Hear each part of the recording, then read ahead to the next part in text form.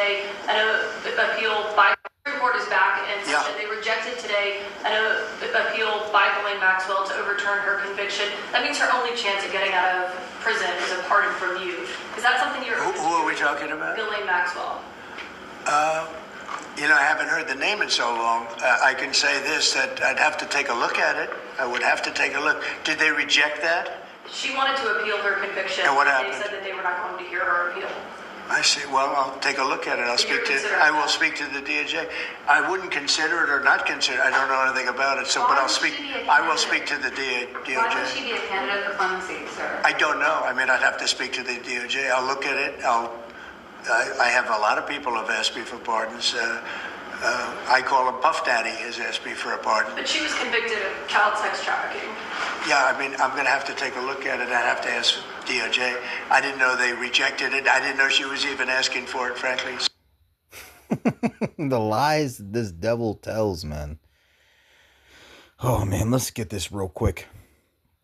Shalom, Akim. Shalom. First of all, I want to give all glory, all honor, and all praise unto Yahweh, Bahashem Yahushai, Bahashem Harakak Wadash, and double honors to the elders and the apostles of the great millstone.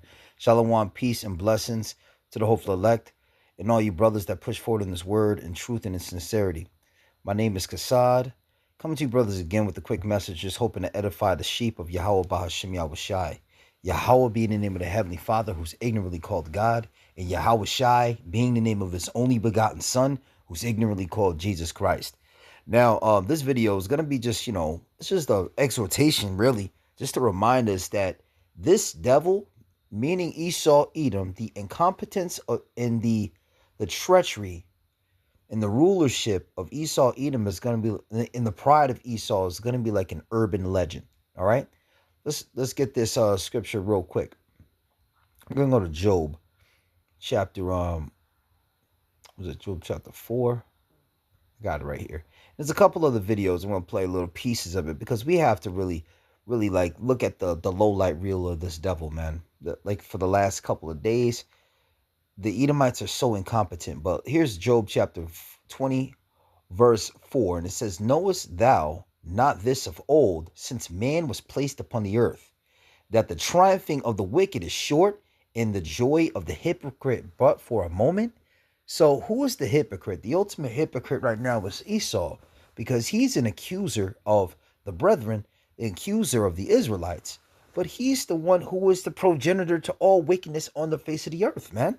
He's the ruler of this world, but yet he's blaming the so-called blacks, Latinos, and Native Americans for all of the evils that are here. He's accusing us before the Father, saying, look what your people are doing. But what is he doing? He's they're coming up against the so-called illegal immigrants, right? So-called because they were here first. And he's saying, look at these immigrants coming in, breaking our laws. We got to deport them back to the country. When they came into this country and they were uninvited and they invaded this country as immigrants as well. Let's go back to the point. This is Job 20 and 6. It says, though his excellency mount up to the heavens and his head reach unto the clouds, yet shall he perish forever like his own dung. They which have seen him shall say, where is he? That's right. Meaning that even though we're going through these trials and tribulations and under the rulership of Esau, the incompetency and the evil and wickedness of Esau, Edom, the so-called white man, there's going to be a time where his rulership and his pride and his incompetency is going to be like a fart in the wind. It's going to be like an urban legend. All right, let's look up the word urban legend. Let's look this up real quick. I already looked it up, the definition. Let's see what that is.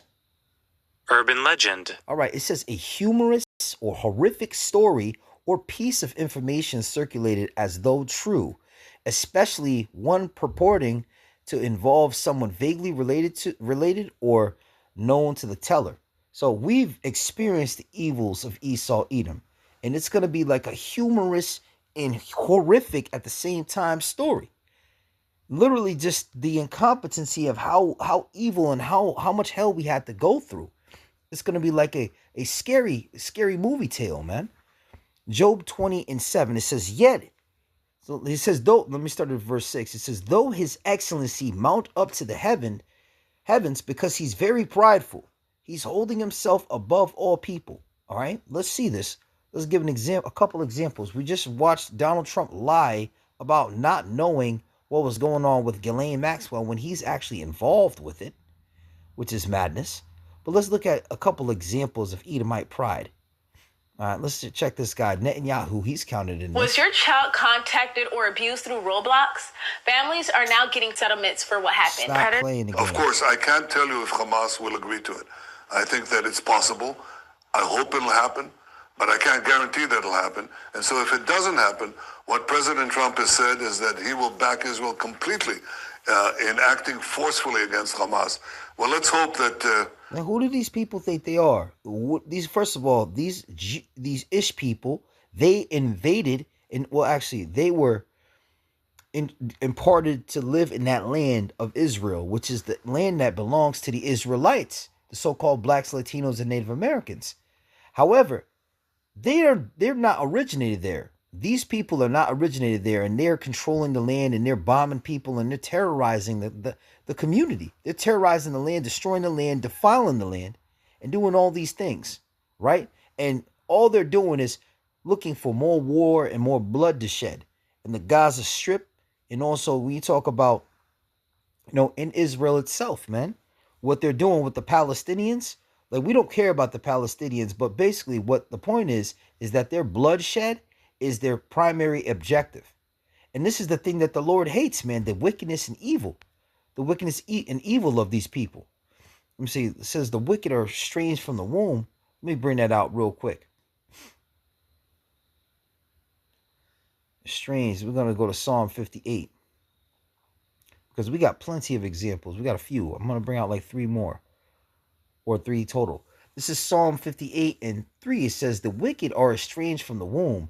They go astray as soon as they be born, speaking lies. Their poison is like the poison of a serpent. They are like the deaf adder that stoppeth her ear. So they're going to do whatever they want. All right? They're going to do whatever they want.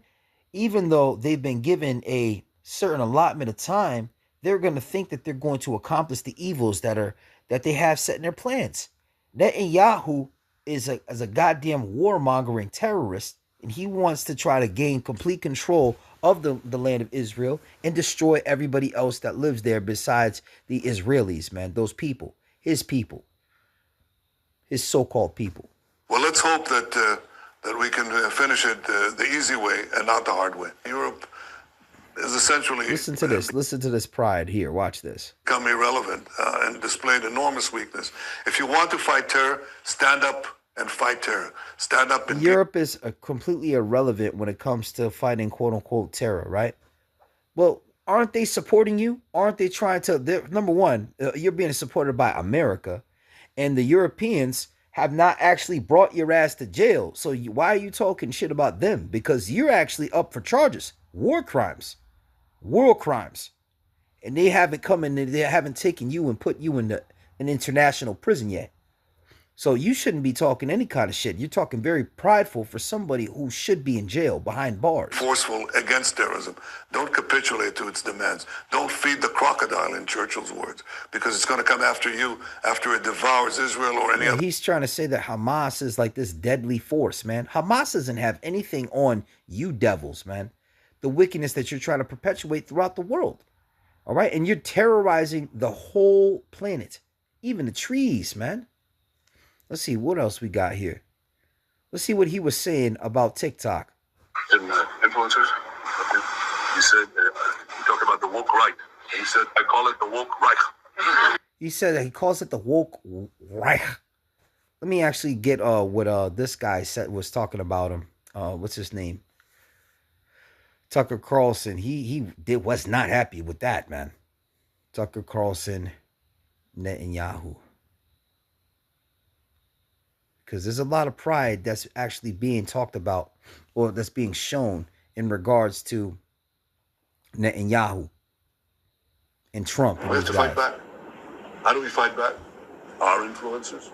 And secondly, we're going to have to use the tools of battle. And the most important ones are in social media. And the most important purchase that is going on right now is TikTok. TikTok, number one. And I hope it goes through because it can be consequential. And the other one, what's the other one? That's most important. X. X. That's very good. And, so we have to talk to Elon. He's not an enemy. He's a friend. It's almost unbelievable that he said that on camera. Imagine.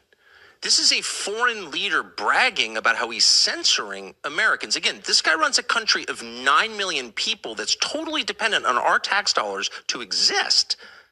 Yep. See, he's very extremely prideful, man. Netanyahu wants to oppress the word. Like, first of all, Americans are supposed to have constitutional rights to freedom of speech. But his pride, even though he's in Israel, right? He feels like he has the power to influence and control the media.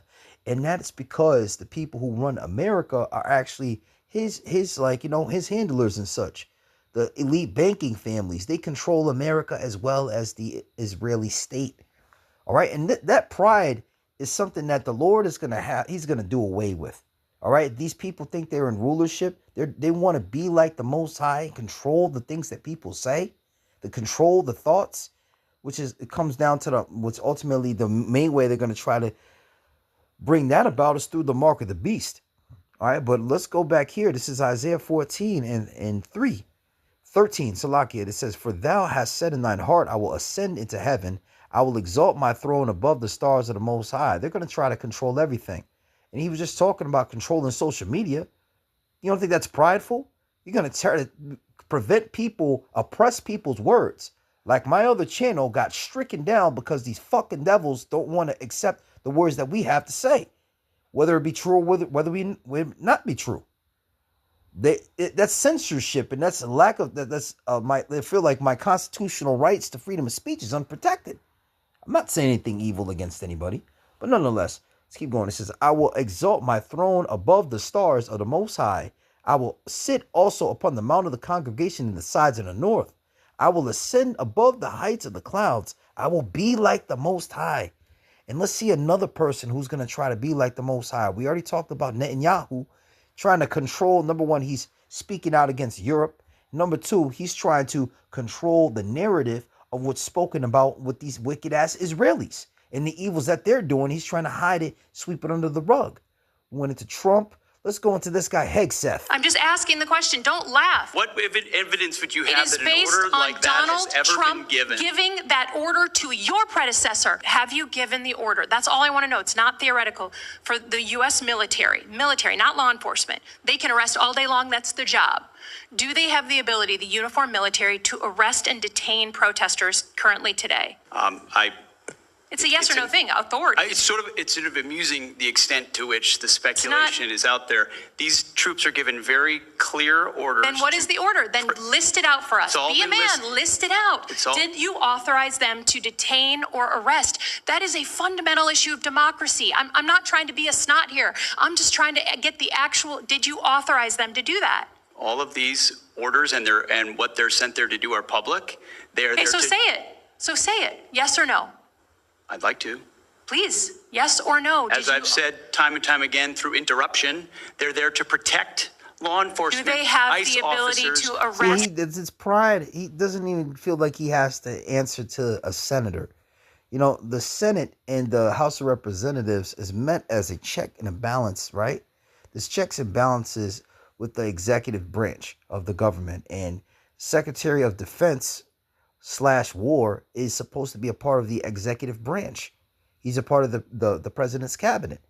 But when he's being checked, he feels that he doesn't have to answer to the Senate, which is crazy. Your power, your pride, it goes above the American laws and the systems of checks and balances. Trying to do their job, deporting illegals who were allowed in by the previous administration. So they cannot arrest and detain citizens of the United States, the uniformed military. As we've stated, if necessary, in their own self-defense, they could temporarily detain and hand over to ICE. Have you given the order to be able to shoot at unarmed protesters in any way? I'm just asking the question. Don't laugh. Like the whole country. And by the way, my colleagues across the aisle. On what evidence would you have? He's so dismissive. He doesn't give a shit. And this is how Esau runs the world, man. He doesn't care about anything besides his own enterprise. And this is why the Lord is going to interrupt this enterprise. Because the scriptures say that the earth is given into the hand of the wicked, number one, and also tells us that when the righteous are in authority, the people rejoice. But when the wicked beareth rule, the people mourn. And the whole entire world, again, is in a state of mourning because of the lack of leadership, of competent leadership of this monkey they call Esau, man. But let's go here. This is Obadiah chapter 1, verse 3. The pride of thine heart hath deceived thee, thou that dwellest in the clefts of the rock, whose habitation is high, that saith in his heart, who shall bring me down to the ground? So this, you saw the same spirit on Netanyahu, same spirit on Donald Trump, and the same spirit on Hegseth, all Edomites.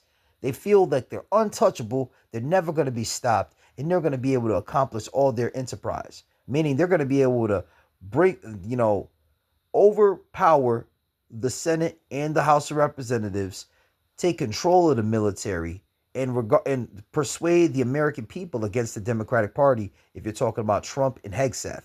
And then you got Netanyahu. He's trying to manipulate the entire world into believing that Israelis are some kind of victim when they're actually warmongering tease, man. Verse 4.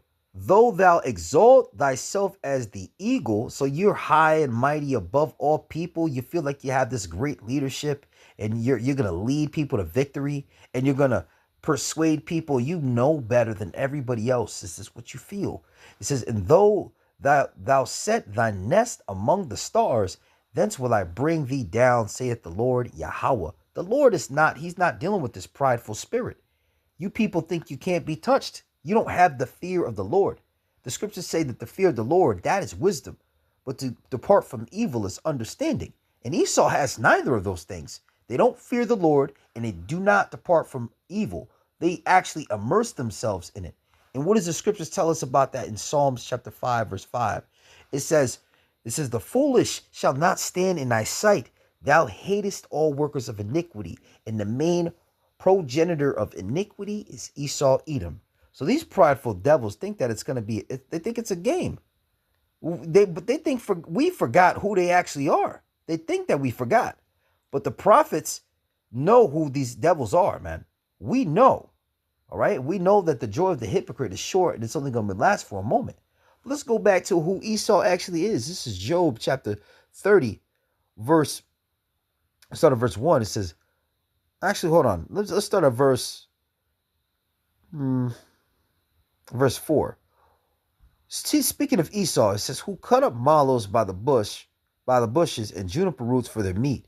They were driven forth from among men because they were uncivilized. They were basically monkeys. That's why they're so obsessed with the Homo sapiens, Homo erectus, and all these evolution theories, because that's where they feel like they came from. They cried after them as a thief, to dwell in the cliffs of the valleys, in caves of the earth, and in the rocks. Remember, we just read that. Thy pride has deceived thee, O thou that dwelleth in the clefts of the rocks. Talking about the Edomites. Now, this guy, Hegseth and Netanyahu, these people may look like they're sharp, well-dressed. I'm just asking the question. Well-dressed. You authorize them to detain or arrest. It's a yes or no thing. Well-dressed, sharp, and they may think that they're like, high-class, dignified gentlemen, but these guys are like, they're really monkeys, man. They were in the woods. They were in the mountains, just, trying to scavenge. They were the cavemen. They were the Homo erectus that people are speaking of, talking about in evolution. All right? They think that they're high and mighty. Now we remember what you used to do, man. We remember who you were. You like beasts of the field, man. We know who you are. The scriptures say it right here. It says Job 30:6. To dwell in the cliffs of the valleys, in caves of the earth, and in the rocks. We weren't doing that shit. Jake wasn't out in the rocks, dwelling in the caves. That's not us. That's you, man. Among the bushes that they braid. Let's look up the word braid. This is talking about the Edomites. Look at what the word braid means. This is H5101. It says the word braid means to cry out, all right? To scream, to bray as an ass. Let me see. Let me look it up here. Hold up.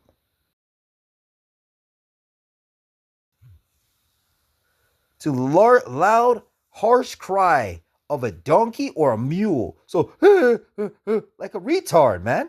That's who Esau is. You're not this dignified gentleman, smooth James Bond looking guy, man. You're closer to a goddamn monkey. And the Lord didn't forget it. And you know what? The rulership of this place is going to be like a sick joke in the memory of the brothers and all the elect and all the world when we're in the kingdom, man. When we're in our rulership. We're not going to remember guys like, when we think about Netanyahu, Influencers.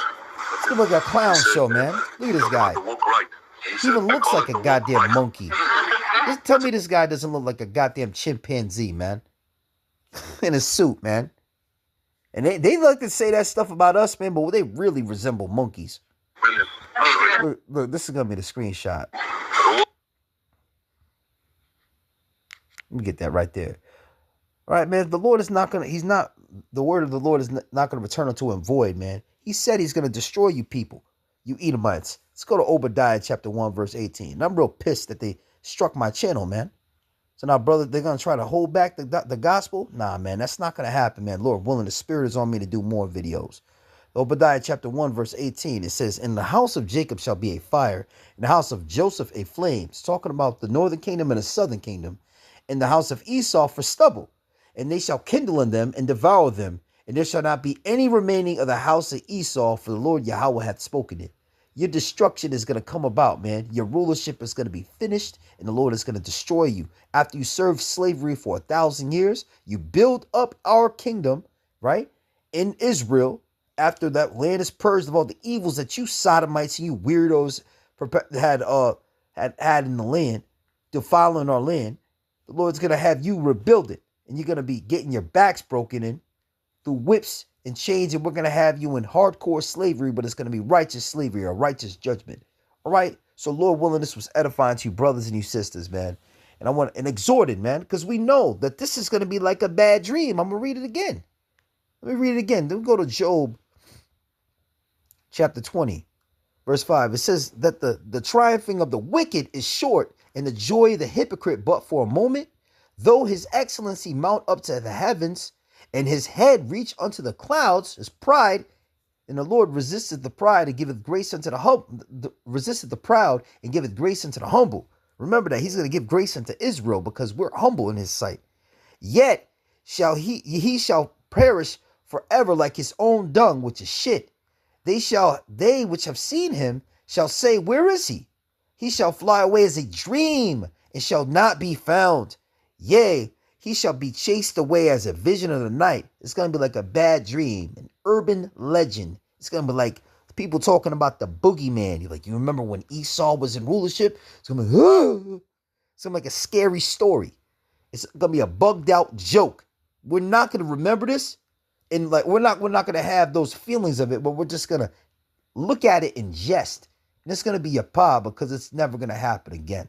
All right. So Lord willing, this was edifying, and I want to give all glory, all honor, and all praise unto Yahweh, Bahashem Yahweh Shai, Bahashem Harakakwadash, and double honors to the elders and the apostles of the great millstone. Shalom and abad babal. Shalom.